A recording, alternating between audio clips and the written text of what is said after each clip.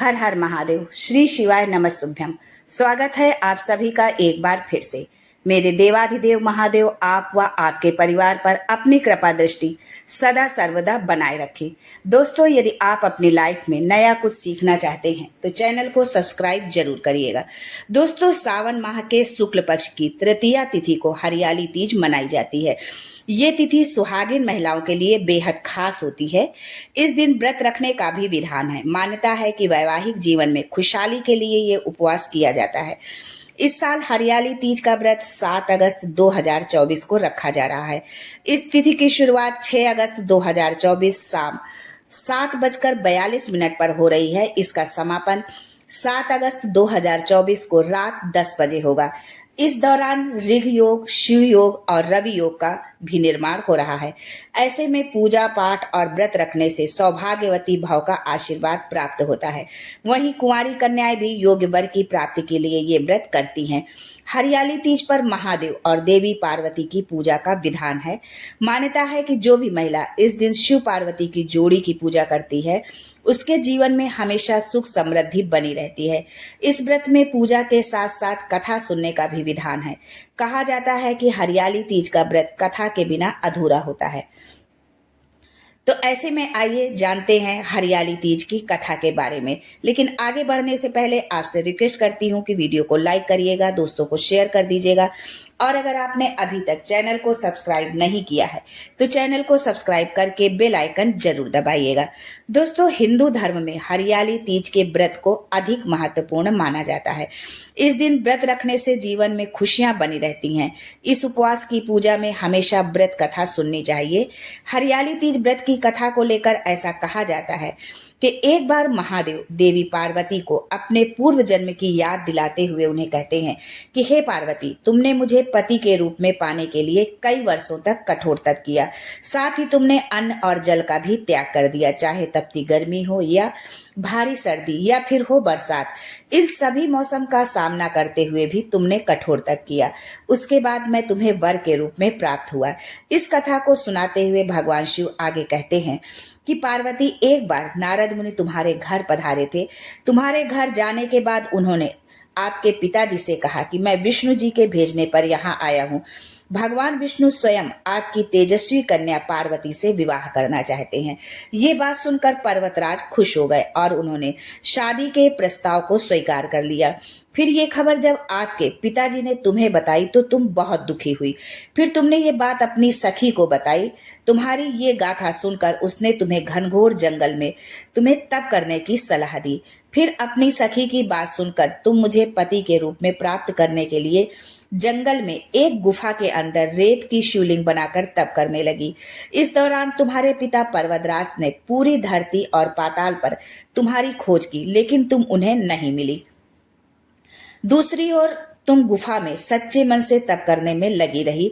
फिर सावन मास की शुक्ल पक्ष की तृतीया तिथि पर प्रसन्न होकर मैंने तुम्हें दर्शन दिए। तुम्हें दर्शन देने के बाद तुम्हारी मनोकामना को पूरा करने का वचन देते हुए तुम्हें पत्नी के रूप में स्वीकार कर लिया। इसके बाद तुम्हारे पिता भी ढूंढते हुए गुफा तक आ पहुंच गए।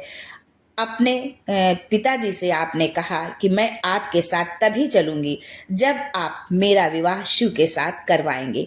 तुम्हारी कठोर तपस्या और हठ के आगे पिताजी की एक न चली। उन्होंने ये विवाह करवाने के लिए हामी भर दी। कथा को सुनाते हुए भोलेनाथ ने कहा कि श्रावण तीज के दिन तुम्हारी इच्छा पूरी हुई और तुम्हारे कठोर तप की वजह से ही हमारा विवाह संभव हो सका। तभी से ऐसी मान्यता है कि जो भी महिला श्रावणी तीज पर व्रत रखती है उसके वैवाहिक जीवन के सारे संकट दूर हो जाते हैं, साथ ही सभी मनोकामनाएं भी पूरी होती हैं। और जो अविवाहित कन्याएं व्रत रखती हैं उन्हें मनचाहे वर की प्राप्ति होती है, माता पार्वती की तरह। दोस्तों, यदि आपने तीज का व्रत रखा है या आपने व्रत नहीं भी रखा हुआ है तो भी आप पूजा तो करती ही होंगी, तो पूजा जरूर करें। और इसके पहले एक वीडियो डाला है कि उसमें 16 सुहाग के श्रृंगार की सामग्री जरूर चढ़ाएं और स्वयं 16 श्रृंगार करने के बाद जो है आप इस पूजा को करें जो है। और भले ही आपने उपवास नहीं रखा है, पर जो है आपकी पूजा यदि कर रही हैं तो आपकी पूजा तभी पूर्ण होगी जब आप इस कथा को पढ़ेंगी या सुनेंगी। तो इसलिए इस कथा को जो है आप जरूर पढ़ें या सुने जो है, तभी आपकी पूजा जो है पूर्ण होती है। दूसरी बात एक ये भी बताना चाहेंगे कि शास्त्रों में वर्णित है कि जो भी सुहागन महिला हरियाली तीज के दिन 4 रंगों की चूड़ियां पहनती है वो अखंड सौभाग्य वाली होती है। वो 4 रंग की चूड़ियां हैं, हरी, लाल, पीली और नारंगी रंग की। इन हरी रंग की चूड़ियों को पहने और हमेशा जब चूड़ी पहने तो आप जो है जोड़े में पहने, कभी अकेली एक चूड़ी आप बिल्कुल न डालें। जैसे कि आजकल रिवाज है कि लोग चूड़ी पहले तो पहनते ही नहीं है, और यदि पहनते भी हैं तो हाथ में एक कड़ा डाल लिया, एक चूड़ी डाल ली, तो ये जो है एक तरह से अपशकुन है। आप अपने सुहाग के साथ, आप अपने पति के जीवन के साथ आप ये खिलवाड़ कर रही हैं। तो इस तरह के जो है ये पाश्चात्य सभ्यता की जो है, इससे आप दूर रहें और अपनी संस्कृति सभ्यता को अपनाते हुए अपने सुहाग को अमर करने के लिए, अखंड सौभाग्य होने के लिए आप जो है इस व्रत को या पूजा पाठ को जो है जरूर करें और कथा आप जरूर सुने। यदि मान लीजिए आपके घर में नहीं रहा जाता है व्रत उपवास तो आप न रखें, लेकिन पूजा अवश्य करें। सुहाग की सामग्री अगले दिन पूजा व्रत उपवास आपने किया है या पूजा ही आपने की है तो अगले दिन 16 श्रृंगार की सामग्री जो है, सुहाग श्रृंगार की सामग्री आप किसी न किसी को जो है दान अवश्य दें। क्योंकि जब हम अगले दिन पारण करते हैं किसी भी व्रत का, तब जो है हमारा पारण और हमारा व्रत तभी संपूर्ण होता है जब हम किसी को दान देते हैं। तो ये हम व्रत जो है हम अपने सुहाग के लिए, अपने पति की लंबी आयु के लिए, अपने परिवार की कुशल क्षेम के लिए, कुछ हमारा परिवार जो है मंगल हो हमारे परिवार में सभी सदस्यों का, इस कामना से इस व्रत को हम रखते हैं। तो हमारा व्रत तभी पूर्ण होता है जब हम अगले दिन पारण जो है तभी करते हैं। पहले आप जो है कुछ दान करें और साथ में अन्न दान जरूर करें, क्योंकि अन्न दान से बड़ा कोई दूसरा दान होता ही नहीं है। सुहाग सामग्री के साथ आप अन्न दान, फल, मिठाई जो भी आपके सामर्थ्य में हो उसको आप जरूर दान करें जो है। और दान करने के पश्चात तब आप जो है व्रत का आप पारण करें, तभी आपका व्रत पूर्ण होता है।